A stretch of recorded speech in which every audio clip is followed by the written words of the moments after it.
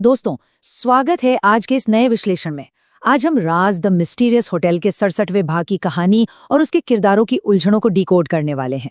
बिना किसी देरी के सीधे कहानी के उन डार्क और इंटेंस मोमेंट्स में गोता लगाते हैं जिन्होंने इस कहानी को अब तक का सबसे खौफनाक मोड़ दे दिया है। चलिए शुरू करते हैं। विशाल के इस डायलॉग पर गौर कीजिए। ऐसी जिंदगी जीने से तो अच्छा है कि मैं मर जाऊं।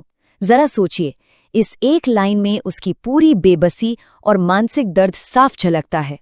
कोई इंसान एक ऐसी भयानक जिंदगी जी रहा है जिस पर उसका अपना कोई कंट्रोल ही नहीं है। एक ऐसा नर्क जहां पल पल घुटने से ज्यादा आसान मौत को गले लगाना लगता है। ये कोई आम डायलॉग नहीं है, बल्कि विशाल की रूह से निकली एक हताश चीख है जो इस खौफनाक होटल के टॉर्चर से बस किसी भी तरह आजाद होना चाहता है। तो चलिए इसे थोड़ा गहराई से समझते हैं, क्योंकि यहाँ कहानी का बहुत बड़ा खुलासा होता है। विशाल और मल्लिका के इरादों का ये टकराव सच में रोंगटे खड़े कर देने वाला है। एक तरफ बेचारा विशाल है जो इस सुपरनैचुरल टॉर्चर से बचने के लिए बस मर जाना चाहता है, लेकिन दूसरी तरफ है मल्लिका का खौफनाक श्राप। मल्लिका उसे किसी भी कीमत पर मरने नहीं देगी। क्यों? क्योंकि उसे इस राजमहल होटल की भटकती आत्माओं को इंसाफ दिलाना है। वो चाहती है कि विशाल मौत की भीख मांगे, तड़पे, लेकिन वो उसकी जान नहीं लेगी, ताकि वो उसके लिए एक मोहरा बना रहे। यही मल्लिका का असली और खौफनाक इंतकाम है। A ghost ultimatum. अब यहाँ से कहानी का असली तनाव शुरू होता है, जहाँ विशाल और मल्लिका का सीधा आमना सामना होता है। अब जरा इस साइकोलॉजिकल टॉर्चर को इमेजिन कीजिए। कहानी में डर का जो माहौल बनाया गया है वो कमाल का है। सबसे पहले मल्लिका की खौफनाक ठहाके मारती हंसी पूरे होटल की दीवारों में गूंजने लगती है। फिर अचानक विशाल को महसूस होता है कि जैसे कोई अदृश्य सी भीड़ उसे घेर रही है, उसके आसपास चल रही है। ये सीधा दिमाग पर वार करने जैसा है। और फिर एकदम से सन्नाटा, बिल्कुल डेड साइलेंस, और उसी सन्नाटे को चीरते हुए एक भूतिया फुसफुसाहट आती है। ये साफ दिखाता है कि कैसे किसी भूत के फिजिकल रूप में सामने आने से पहले ही इंसान के दिमाग में खौफ का बीज बो दिया जाता है। और वो भूतिया आवाज क्या हुक्म देती है? जाओ रिसेप्शन डेस्क पर अपनी ड्यूटी पूरी करो और बचा लो अपनी दिव्या को। ये धमकी ये साबित कर देती है कि मल्लिका का विशाल पर पूरी तरह से कंट्रोल है। मल्लिका बहुत अच्छे से जानती है कि विशाल अब दिव्या से प्यार करने लगा है, और वही उसकी सबसे बड़ी कमजोरी है। इसीलिए वो दिव्या की जान को एक मोहरे की तरह इस्तेमाल कर रही है, ताकि विशाल इस खूनी और जानलेवा खेल से भाग ना सके। मल्लिका की ये चाल सच में बहुत ही निर्मम है। The bleeding painting. अब कहानी तेजी से नीचे रिसेप्शन डेस्क की तरफ शिफ्ट होती है, जहां दिव्या बिल्कुल अकेली है। जब विशाल बदहवास होकर नीचे भागता हुआ पहुंचता है तो दिव्या की हालत देखकर किसी के भी रोंगटे खड़े हो जाएंगे। वो बुरी तरह दहशत से कांपते हुए कहती है, वो लोग मुझे मार देंगे। उसने अपना चेहरा घुटनों में छिपा रखा है। होटल के उस डरावने सन्नाटे में जहां सिर्फ उनके सांसों की आवाज आ रही है, दिव्या का ये खौफ उसकी टूटती हुई मानसिक स्थिति को दिखाता है। विशाल उसे गले लगाता है, संभालने की कोशिश करता है, लेकिन दिव्या के अंदर ये बात बैठ चुकी है कि उसकी मौत बस अब करीब ही है।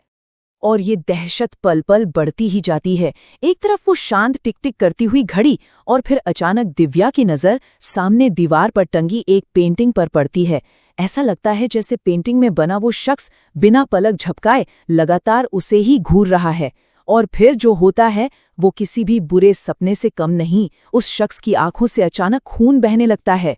दिव्या जोर से चीख पड़ती है, और तभी एक बहुत जोरदार धमाके के साथ होटल राजमहल के भारी दरवाजे अपने आप खुल जाते हैं।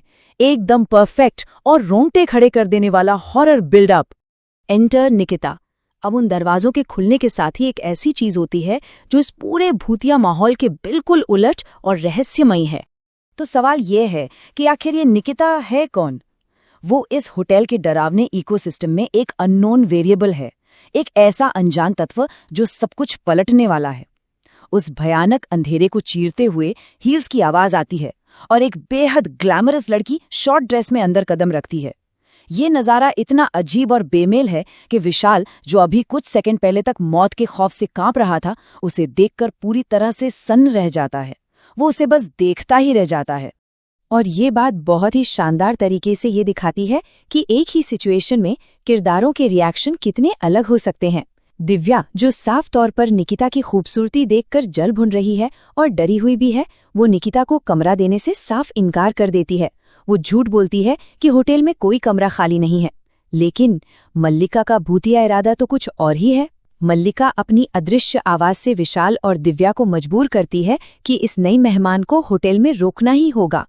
मल्लिका की वो धमकी सच में खून सुखा देने वाली थी। अगर तुमने उसे जाने दिया तो मैं इस लड़की के साथ भी वही करूंगी जो मैंने तुम दोनों के साथ किया है। अब यहाँ दिलचस्प बात यह है कि ये खौफनाक आवाज सिर्फ विशाल और दिव्या को ही सुनाई दे रही है, निकिता को नहीं। वो तो बस मासूमियत से उन दोनों का चेहरा देख रही है। इस भयानक अल्टीमेटम के आगे बेबस होकर विशाल और दिव्या को हार माननी ही पड़ती है, और ना चाहते हुए भी वो निकिता को कमरा नंबर 4011 की चाबियां सौंप देते हैं। लेकिन कहानी में ट्विस्ट अभी बाकी है। हाथों का एक हल्का सा स्पर्श और सब कुछ बदल जाता है। जब निकिता चाबी लेती है तो उसकी उंगलियां गलती से विशाल के हाथों को छू जाती हैं, और उस एक पल में मानो विशाल के पूरे शरीर में एक बिजली सी दौड़ जाती है। दोनों एक दूसरे की आंखों में खो जाते हैं। यह एक बहुत ही क्रूशियल मोमेंट है, क्योंकि यही वो पल है जो दिव्या के टूटे हुए दिल में ईर्ष्या और गुस्से की आग को और तेज भड़का देता है। A secret motive. अब हम इस विश्लेषण के फाइनल एक्ट में पहुंच रहे हैं, जहां किरदारों की छिपे हुए एजेंडे और उनकी अनियंत्रित मानसिक स्थिति पूरी तरह से सामने आने लगती है। यहाँ जो साइकोलॉजिकल खेल चल रहा है वो बहुत इंटेंस है। नीचे रिसेप्शन पर दिव्या अपने पॉजेसिव नेचर की सारी हदें पार कर चुकी है। वो बहुत ही हिंसक तरीके से विशाल को धमकी देती है, अगर तुमने किसी और को देखा भी ना तो तुम्हारी आंखें नोच लूंगी। और वहीं दूसरी तरफ ऊपर कमरे में निकिता का बर्ताव भी कुछ कम अजीब नहीं है। जब विशाल उसका बैग लेकर कमरे में जाता है तो निकिता बिना किसी झिझक के विशाल के सामने ही अपने कपड़े उतारने लगती है। इसे देखकर विशाल इतना शॉक हो जाता है कि वो तुरंत वहां से भाग खड़ा होता है। निकिता की ये हरकत किसी भोली भाली लड़की की तो बिल्कुल नहीं लगती, बल्कि ये एक बहुत ही कैलकुलेटेड चाल नजर आती है। और फिर आता है इस एपिसोड का सबसे बड़ा क्लिफहैंगर। विशाल के कमरे से जाने के तुरंत बाद निकिता किसी को फोन लगाती है। वो मुस्कुराते हुए कहती है, तुम फिक्र मत करो, बस कुछ ही दिनों में वो मेरे इशारों पर नाचना शुरू कर देगा।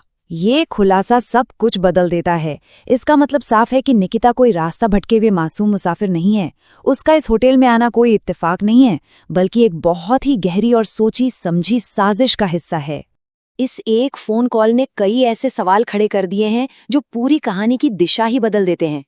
आखिर निकिता फोन पर बात किससे कर रही है? वो जानबूझकर विशाल को ही अपना शिकार क्यों बना रही है? और सबसे बड़ा सवाल, इस भूतिया होटल राजमहल के बारे में वो पहले से क्या क्या जानती है? अचानक से ऐसा लगने लगा है कि कहानी में भूतों से ज्यादा खतरनाक इंसानी साजिश रची जा रही है, और इस नए खतरे ने सारे समीकरण बिल्कुल बिगाड़ कर रख दिए हैं। तो आज का ये विश्लेषण हम इस एक बड़े और अहम सवाल के साथ खत्म करते हैं।